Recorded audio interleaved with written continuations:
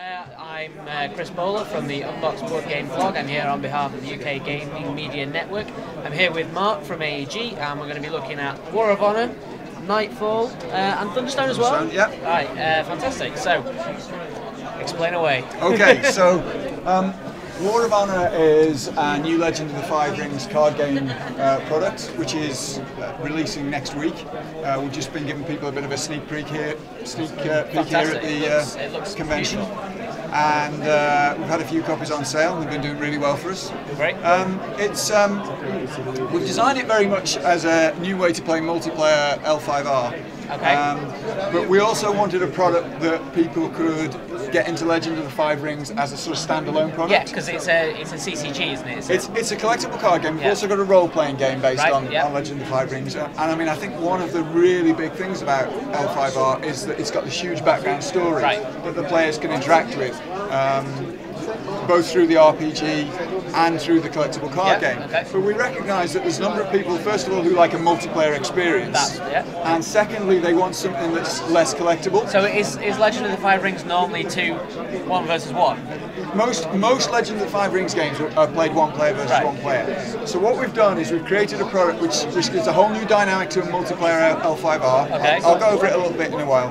But we also wanted something that was a standalone game, so that if you don't want something as collectible, you can buy this and can you mix and match? Yeah, you can. So it's completely expandable. Yeah. It's completely expandable. But because of the way we set it up, if you buy this product and just play that, you'll get a different game experience every time. So hopefully it'll give people an opportunity who perhaps otherwise don't want to play a collectible card game. So, I think there's definitely a market for it. Yeah, absolutely. So let me tell you a little bit about it. The game comes with 4 decks. These are standard Legend of the Five Rings card game decks. So there's 4 of those, one for the Dragon Clan, one for the Scorpion Clan, one for the Phoenix and one for the Lion. These sort of showcase the different elements of playing Legend of the Five Rings: Honor, Dishonor, Military and Enlightenment. The game itself, what we did for the multiplayer is we changed the victory conditions so that each of those different showcased elements progress down a path to victory. And they're all different. They're all different. We've got Honor, Enlightenment, Military and Dishonor, and the reason we've done that is it makes the progress down each of those roughly equal, so it gives each of them the same opportunities to win the game. Okay. So that the players are trying to move towards their specific goal, or maybe multiple goals depending on how their deck is set up. The other thing that we've done is, as a background to this, we've created a tile laying process. And so at the start of the game, the players lay the tiles out, and they're plains tiles or they're fortress tiles. So the different clans each have 3 fortresses, which have their own abilities on them. Now, as the players lay the tiles out, this affects the strategic options of people, how easy people are to attack, and more particularly who can ally with you. So you have a multiplayer game, but instead of everybody being able to gang up on one person, the positioning of the tiles will very much affect who can ally with who.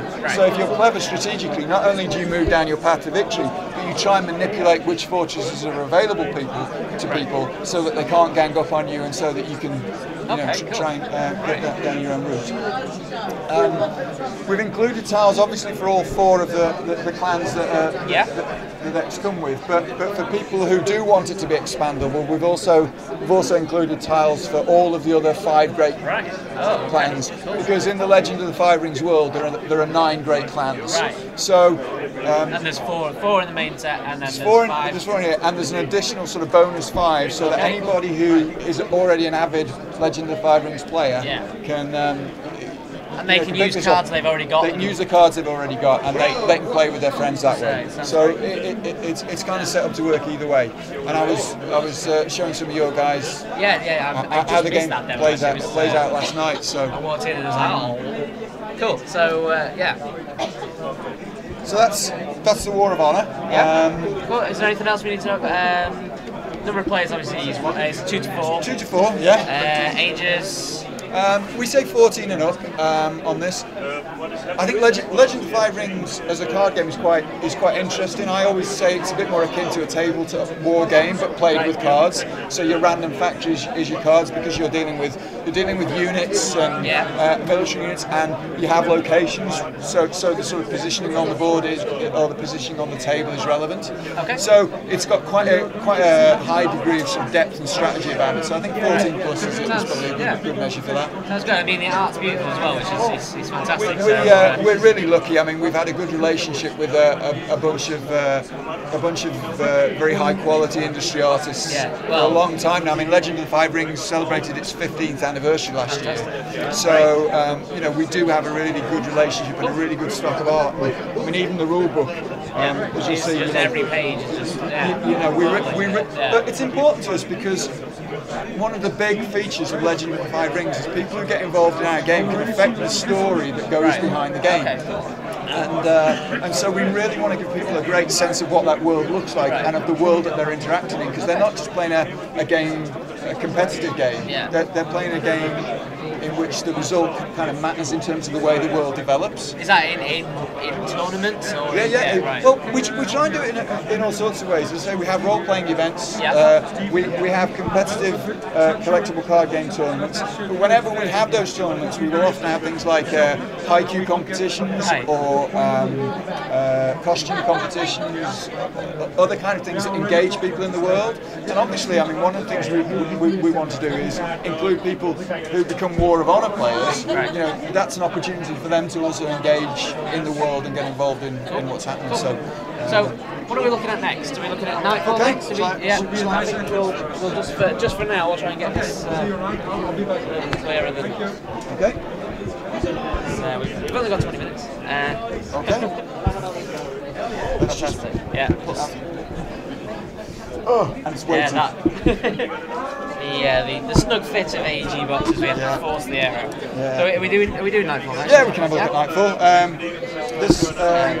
This is our latest deck builder. That's a sneak peek. We released the base set earlier. It's done really well for us. Very excited by this game. It's a game set in a sort of dark twilight world where the sun's gone out, and all the minions of the night have been released, and each player represents a sort of warlord who's trying to force together the different factions, like werewolves, vampires, ghouls, to work for them to create dominance over others. So it's unlike many deck builders, it's very confrontational. Quite visceral, quite confrontational. You have to attack your opponent, you have to try and wound them, you have to try and damage them. It plays off a really good, unique mechanic, which is the chain, whereby you have to link the different cards together, but everybody can play on everybody's turn. I think a lot of people out there will be familiar with Nightfall. We've seen it and seen the various demos and reviews about it. There's been a lot of press. But it's done really well for us, and I certainly think people who like that kind of more confrontational sort of game. Well, I think that's one of the complaints that people have about Thunderstone, is that it's less. There's less interaction and it's a different kind of interaction. Exactly. But this is certainly much more player versus player. And I mean, I just wanted to say that obviously we're going to be releasing the next expansion for this, so we've got a kind of whole new colour combinations going on there, which makes the opportunities for linking in and playing different strategies much more interesting. And we've got an interesting new mechanic in here, but this will be released in July. And this is called Nightfall Martial Law, and takes a new look at some of the story elements as well that we've also included, because again, I think it's an AEG thing, right? We like to tell a good story. A good game also has a good story behind it. Absolutely, and I mean, vampires are cool, right?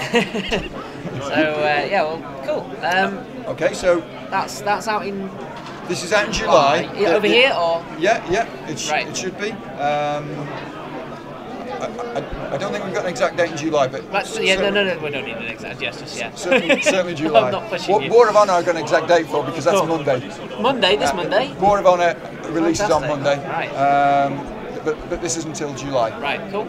Okay. Is there anything else we need to know about it? Or, no, I don't think so. I mean, you know, there's been plenty of online sort of reviews and